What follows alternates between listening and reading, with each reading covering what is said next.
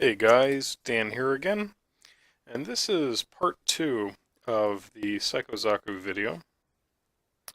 In the first part, I talked about all the weapon systems and the fuel tank and all that fun stuff, which is this whole contraption now that it's fully assembled.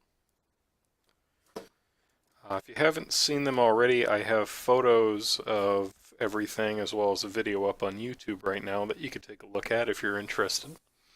But I wanted to do a follow-up video and talk about the mobile suit part of this kit, as well as talk about this gigantic thing here. So first things first, if you have an IKEA Detolf as your primary way of storing your kits, this and the kit will not fit on the shelf. To store mine, I've had to remove this section basically and put it in diagonally across one of the shelves. Long-term storage, I'm going to wind up removing, the large fuel tank. There's just no way around it. But this is going to be displayed at a local hobby shop for a while, so I'm going to leave everything assembled because I do not want to, scuff the kit up. It already has been a little scraped up during the assembly process, which is, it's the nature of the beast.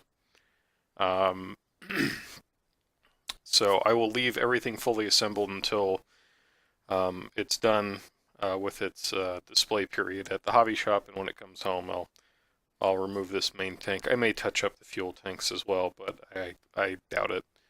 And then it'll sit in my shelf with just the two smaller tanks and all the weapons attached to it. But we're not really here to talk about that all that much. We've seen all the individual parts of this part of the kit in the previous video.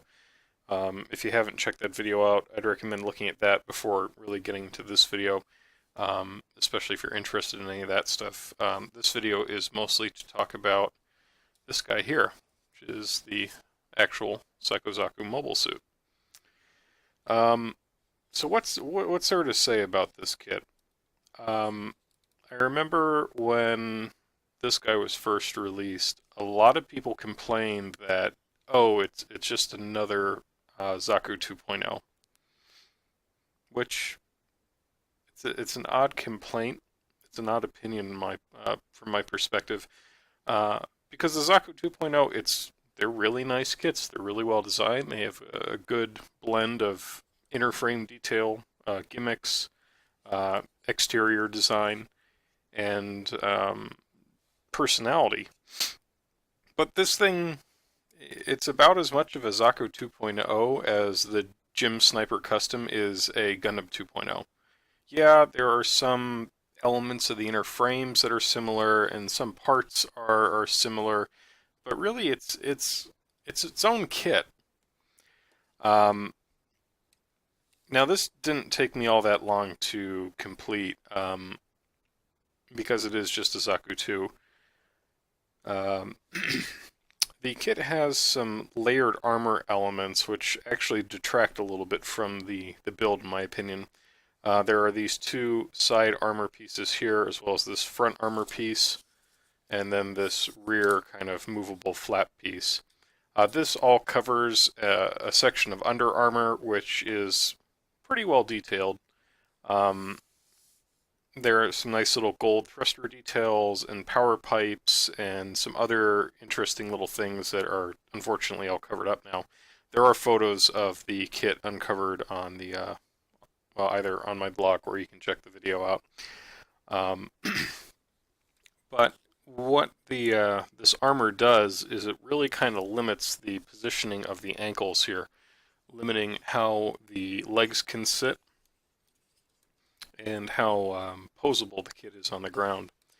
Obviously, in this configuration, I don't have the main backpack unit on, but even this like basic part of the backpack here, this guy here, just this front part, that alone is just too much for this kit to have equipped without toppling over backwards. The waist joint wasn't designed basically to support the weight of that element, which is unfortunate. You would think with something a kit like this that has such a large piece, it would have something similar to like the Master Grade Strike Freedom or Freedom, where there's a little plastic piece that you insert into the back of the waist here that keeps the torso perpendicular to the ground, but unfortunately this kit does not feature that. So basically, as soon as you put that, even the smallest piece of the backpack onto this model, just expect that it's going to have to be on the stand. And it doesn't look bad on the stand, but it's also a little disappointing because I think the high grade version that I had built earlier, I believe that could stand on its own without the requirement of anything to keep it upright. Overall, the kit's, it was a fine build. I mean, it's a Master Grade Zaku 2.0. There's really nothing too much to complain about. I thought I'd be able to get away with kind of lazier paint applications with this build, similar to the Master Grade Thunderbolt Gundam, but there are plenty of little gray applications on the inner frame that wind up poking through the outer armor, so I wound up painting just about everything on this kit where I thought I could just kind of cheat a little bit and not have to paint certain things.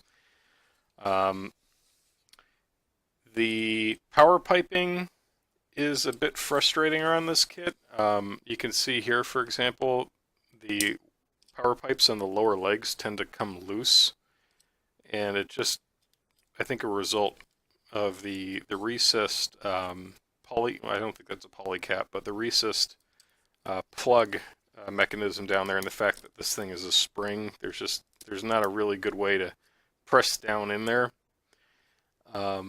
The actual sheathing on the power pipes is fine. This is definitely the most difficult of the joint piping stuff to put on the kit. The legs and the elbows were just fine. This kit definitely uses those joint covers more conservatively than the Master Grade Thunderbolt Gundam, where the shoulders and ankles are also covered on that kit. And this kit, it's just, you know, knees and elbows in addition to the power pipes.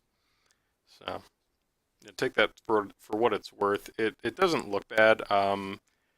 Some of the power pipe or some of the joint covers that I have on this kit came out more nicely than others. Like for example, if I compare both of the arms here, this kit's already starting to get scuffed up.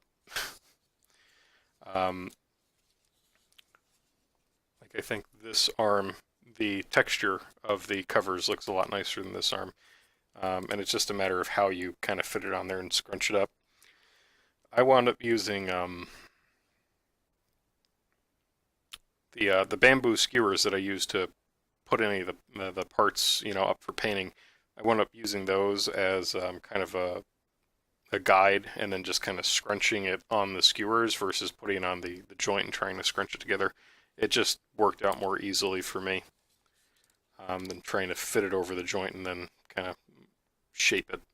So that's something to consider. With the Thunderbolt Gundam, they actually recommend you take the action stand that comes with it and scrunching the material up on the stand post. So, you know, it's kind of interesting. They didn't offer some sort of similar suggestion for this kit.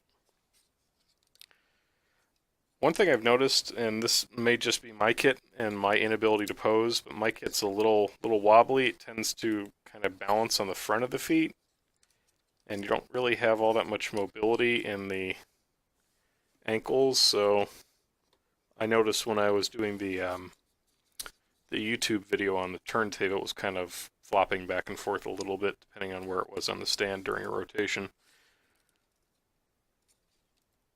That's better. In terms of decals, this kit for Verka is actually very decal light.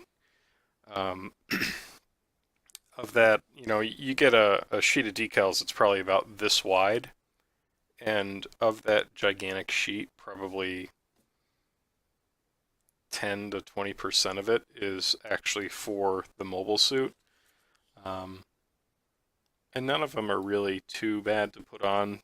you're going to have to be careful with some of the skirting decal just because you need to follow a general line all the way around the skirt, and it continues all the way in the back. And you can kind of see my back here. It's when I applied the Mr. Softer, it kind of uh, like bulged out down here. It's not all that attractive. I would have replaced it had I had, you know, replacement decals, but unfortunately you only get one shot with most of the decals on this kit. You do have a lot of extra warning decals, little text blurbs and things like that, so you can always save those for you know, another kit, which is, it's always nice, and Bandai gives you some spares. The big two on this model kit are obviously the 96 down here, and then the big Xeon symbol up here. They're not too bad. Mine don't have any air bubbles underneath it. You know, just take your time when you're applying the decals, use setter and softer, and you should be fine. Sorry, there's so much stuff on this kit, and you know, I've had it assembled for like 48 hours, and there's already schmutz on it. In terms of, there's nothing really like terribly complicated with the lining. I don't think I did anything out of the ordinary. I did do some hand painting on this model. So, for example, any of the little like interior emitter parts of the thrusters, for example, I painted those gray. The belting down here on the lower legs, and there's an identical piece molded into the part that's below this armored part. I painted those with this gray material on the banding, and then these little bunny ears popping out the top.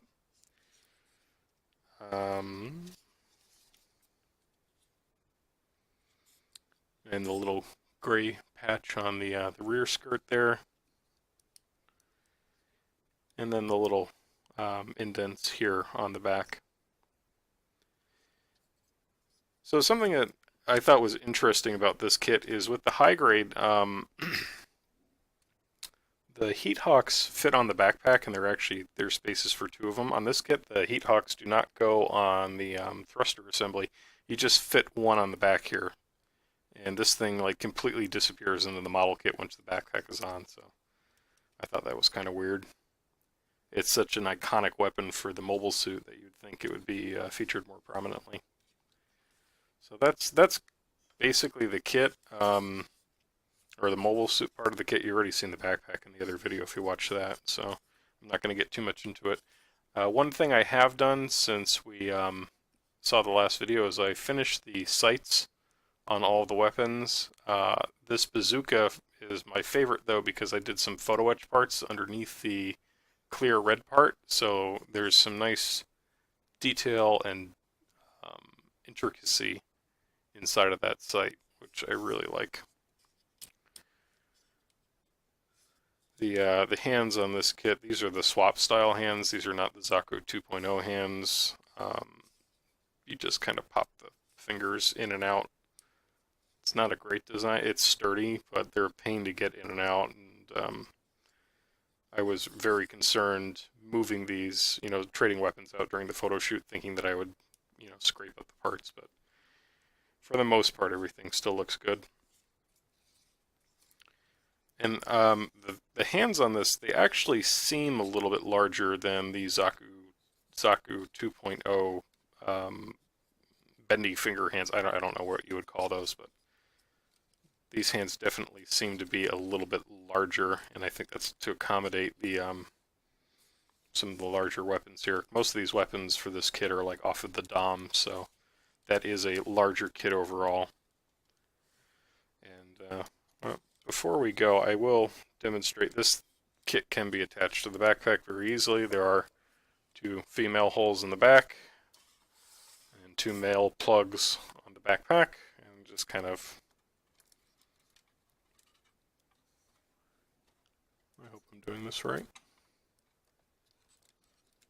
Yep, just kind of insert it there, and then you can, there are two little levers in here that when you pull them up, it rotates the pegs, locking them into place. For my kit, the fitment on the pegs is really tight to begin with. I probably wouldn't even need to lock it down if I wanted to display it like this. Um, but it's something to consider if you're a little paranoid or if your joints are not as snugly fitting as my own. So I think that's all I really have to say about this kit. It was a pretty decent build. It took me maybe 35 days from start to finish. Living in New York State in January, obviously, we have some complications with the weather, so it definitely slowed down my painting on this kit. But it came together pretty quickly. I'm very happy with the results of the model kit. If you haven't already, either check out the blog and look at all the photos I took, or take a look at the YouTube video where, we do the 360 for this kit. It wasn't easy to photograph. It wasn't easy to videotape because the dimensions of this kit are absolutely ridiculous. If I can't even get this thing into frame. But I mean, it's looking at the overhead view, like obviously my one hand's here, the other hand is, yeah, it's way off the back here. It's a large kit. It won't fit nicely into your display case, but it looks great. It's a real kind of like centerpiece for any collection. I enjoyed it a lot, and I'm pretty much moving right on to another gigantic kit this year. So anyways, take a look at the blog, take a look at the YouTube video. If you haven't already, like and subscribe, and I will see you as I start making progress on the next big project. See you guys later.